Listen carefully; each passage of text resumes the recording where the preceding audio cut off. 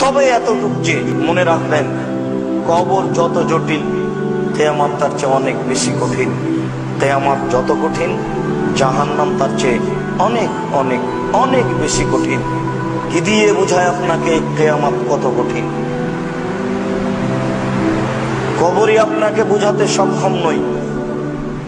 আল্লাহর নবী বলছেন, উত্তরে ভুল হলে ফেরেশতা মারবেন। এই কথা বলে তিনি থামেননি। তিনি বলেছেন, যেই ফেরেশতা মারবেন সে ফেরেশতা চোখে দেখে না।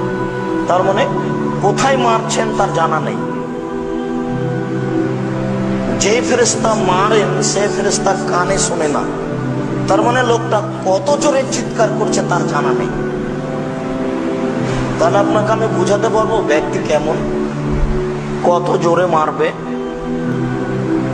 একজন পুলিশকে যদি বলা হয় যে একে 100 লাঠি মারো, তাহলে প্রথম লাঠি যত জোরে মারবে শেষ লাঠি তত জোরে মারতে পারবে না। কেন? ও মানুষ, খায়, পেশাব পায়খানা করে। আর যিনি কবরে মারেন তিনি খান না, পেশাব পায়খানা করেন না, তার শরীরে কোনো ক্লান্তি নাই, ক্লান্তি বুঝেন না। কোথায় মারছেন তার জানা নেই, কত জোরে ব্যক্তি চিৎকার করছে এটা তিনি বুঝেন না।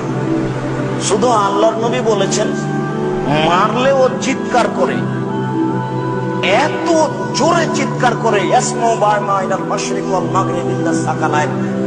সারা বিশাল পৃথিবীর জীবজন্তু, কীট পতঙ্গ, পদার্থ, জড় পদার্থ সবকিছু শুনতে পাই।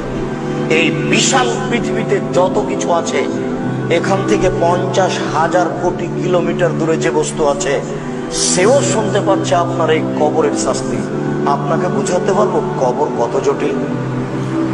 কবর যত কঠিন কিয়ামত তার চেয়ে অনেক বেশি কঠিন। কিয়ামত যত কঠিন জাহান্নাম তার চেয়ে অনেক অনেক অনেক বেশি কঠিন। এই বৈঠকে আমি কি দিয়ে বুঝাই আপনাকে কিয়ামত কত কঠিন?